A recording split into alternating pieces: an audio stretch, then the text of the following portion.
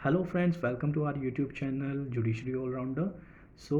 On this channel you will be receiving the videos regarding your judiciary preparation, your APO preparation, your other law and CLAT entrance examination. So let's start with today's topic. So we'll be discussing for today, that is an important topic of Indian Constitution, that is amendment of the Constitution. अब अगर हम बात करें amendment की, तो amendment का मतलब होता है किसी भी चीज़ में बदलाव करना, फेरबदल करना। और अगर हम कॉन्स्टिट्यूशन के कंटेक्स्ट में बात करें तो कॉन्स्टिट्यूशन के किसी भी प्रोविज़न में बदलाव करना, उसको कह सकते हैं कि अमेंडमेंट ऑफ द कॉन्स्टिट्यूशन होगा। बेसिकली अभी तक जो कॉन्स्टिट्यूशन के अमेंडमेंट हुए हैं वो अभी तक 104th रिसेंटली अमेंडमेंट हुआ है। अब ये अमेंडमेंट कैसे होता है उसको हम जानेंगे। तो अमेंडमेंट होने के लिए बेसिकली जो तरीका है वो या तो ऑर्डिनरी लेजिस्लेशन से भी हो सकता है या फिर as per the procedure of article 368 भी हो सकता है।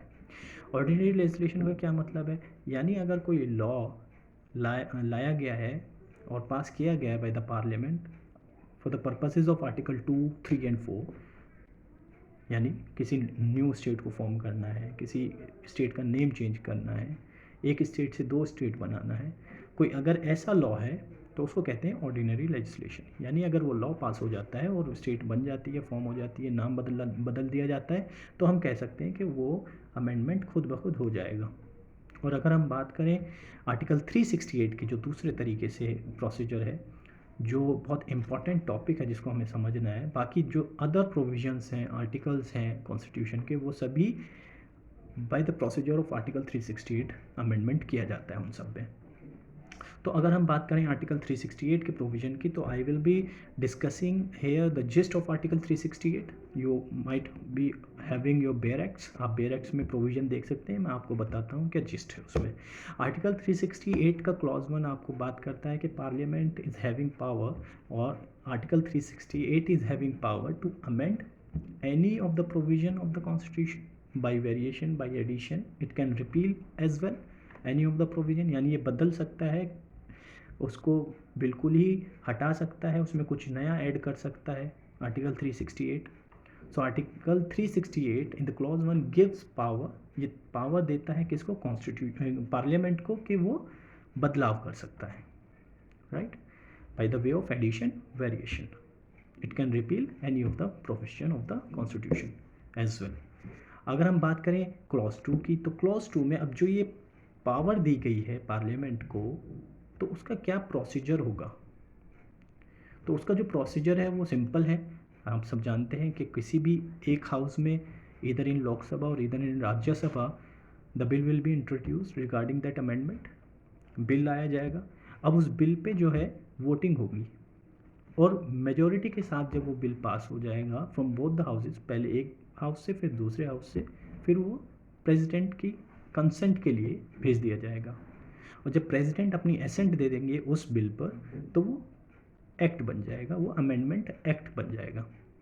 अब जो ये विद इन द हाउसेज जो मेजॉरिटी दी जाती है, जो वोटिंग होती है, वो पास होता है, उसमें भी it requires different majorities. There are 3 kinds of majorities as you all no.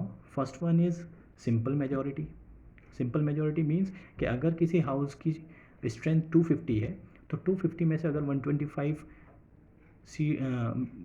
Votes अगर मिल जाती हैं उसके फेवर में 125, तो उसको पास मान लिया जाएगा। ओके, यानी मेजॉरिटी 126 वोट्स अगर उसके फेवर में आ जाती हैं तो उसको पास मान लिया जाएगा। फिर वो दूसरे हाउस में जाएगा, ऐसे ही वहाँ पर भी जो मेजॉरिटी है उसका अगर मेजॉरिटी में आ जाता है, यानी वोट्स उसको मेजॉरिटी में मिल जाती हैं सिंपल मेजॉरिटी से, तो वो पास माना जाएगा। बट कुछ ऐसे आर्टिकल्स हैं, कुछ ऐसे प्रोविजंस हैं कॉन्स्टिट्यूशन के जिसके लिए हमें स्पेशल मेजॉरिटी की ज़रूरत पड़ती है। अब स्पेशल मेजॉरिटी का क्या मतलब होता है। स्पेशल मेजॉरिटी मीन्स कि आपको सिंपल मेजॉरिटी तो चाहिए चाहिए, प्लस आपको वहाँ पर 2/3 ऑफ द मेजॉरिटी भी चाहिए।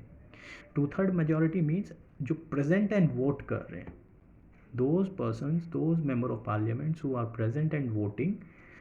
So in special majority, it requires 2/3 of them should be favoring that bill, right. तो स्पेशल मेजोरिटी में क्या इंक्लूड करता है, सिंपल मेजोरिटी प्लस आपका 2/3 majority of the persons of the members who are present and voting.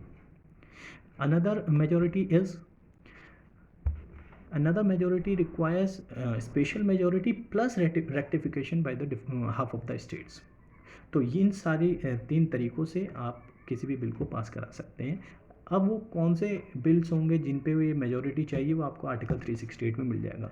अगर हम बात करें जहाँ पर स्पेशल मेजॉरिटी और रेक्टिफिकेशन भी चाहिए हाफ ऑफ द स्टेट्स का, तो वो सारे बिल्स होंगे। अगर हम बात करें जिनमें सेंटर और स्टेट के रिलेशंस का आपस में कहीं ना कहीं टकराव हो रहा होगा, जैसे आर्टिकल आपका 54 है, प्रेसिडेंट से रिलेटेड अगर कोई अमेंडमेंट करना है, उनके इलेक्शन से रिलेटेड कोई अमेंडमेंट करना है, वहाँ पर आपको पता है कि मेंबर ऑफ लेजिस्लेटिव असेंबलीज़ भी वोट करते हैं। तो ये वहाँ पर उनका इंटरेस्ट अगर जहाँ पर स्टेट्स का आ जाता है, तो वहाँ पर रेक्टिफिकेशन भी चाहिए with the special majority as well. Okay, तो अब हम बात करेंगे जो इम्पॉर्टेंट केस लॉज हैं इस टॉपिक के ऊपर, जो टसल है between the parliament and between the supreme court, between the judiciary.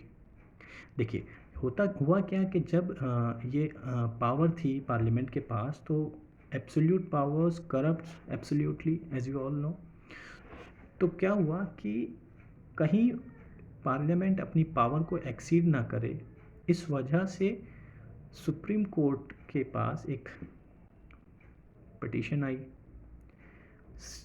First case was Shankari Prasad and another was Sajjan Singh. In both the cases Supreme Court के पास ये सामने आई बात कि भाई क्या फंडामेंटल राइट्स को भी अमेंड किया जा सकता है।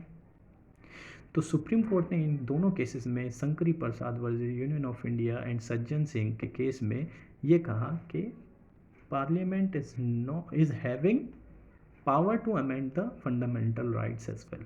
यानी वो कोई भी प्रोविजन हो कॉन्स्टिट्यूशन का, पार्लियामेंट के पास ही पावर है by the provision of article 368 that it can amend any of the provision of the constitution. But in another case of Golaknath versus state of Punjab, उस केस में क्या बात हुई, उस केस में ये कहा सुप्रीम कोर्ट ने जो प्रीवियस जजमेंट्स थे उनको ओवर रूल किया और कहा कि नहीं, parliament is not having the power to amend the fundamental rights. यानी फंडामेंटल राइट्स को अमेंड नहीं कर सकती, बदलाव नहीं कर सकती है in the Golaknath case, supreme court says. अब इसकी वजह से जो पार्लियामेंट के सामने दिक्कतें आई, उस वजह से उन्होंने क्या किया, 24th अमेंडमेंट जो 1971 में आया था उसको वो ले आए।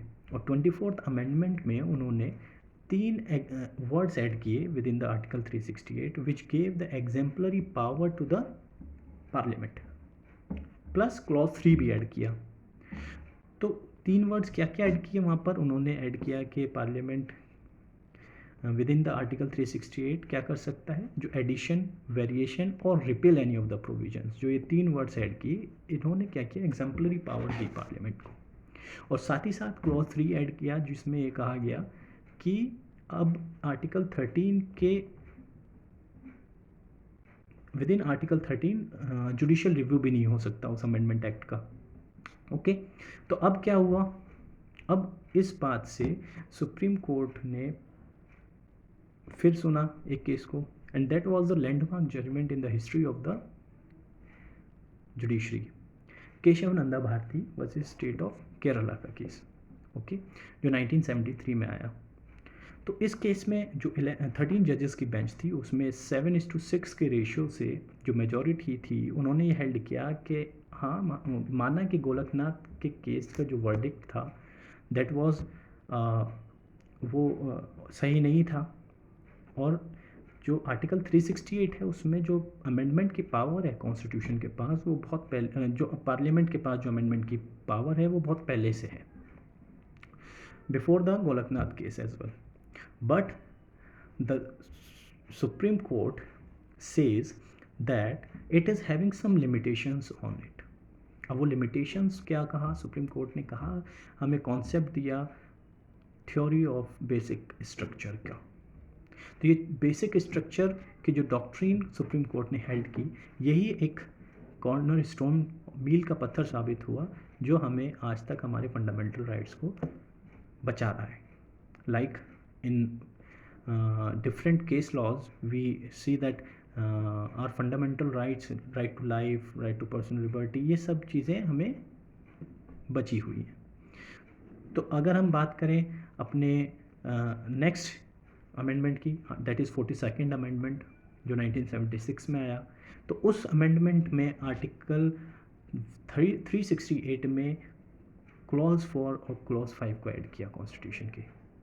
तो पार्लियामेंट ने क्लॉज 4 और क्लॉज 5 ऐड किया to contradict the verdict of Kesavananda, और उसमें ये कहा कि आपके पास अगर अमेंडमेंट हो जाता है तो किसी भी कोर्ट के सामने कोई भी ऐसे अमेंडमेंट का जुडिशियल रिव्यू नहीं हो सकता. ये बात कही क्लॉज 4 में और क्लॉज 5 में. फिर अपनी मतलब पावर को उन्होंने डिराइव किया. अब क्या हुआ, अब इसी केस को जो ये क्लॉज 4 और क्लॉज 5 का मसला था, जो मैटर था, इसको मिनर्वा मिल्स के केस में दोबारा से इसको उठाया गया. तो मिनर्वा मिल्स में जो क्लॉज ऑफ 4 और क्लॉज 5 था कॉन्स्टिट्यूशन का, उसको अनकॉन्स्टिट्यूशनल कहा. सुप्रीम कोर्ट ने कहा, माना कि नहीं, आर्टिकल जो 368 है उसमें जो क्लॉज 4 है और क्लॉज 5 है वो अनकॉन्स्टिट्यूशनल है, और उसको वहाँ से रिमूव कर दिया. So friends, if you want a detailed discussion on these case laws, I will be discussing in the later videos. Thank you everyone. If you like my video, then please like, subscribe and keep supporting us. Thank you.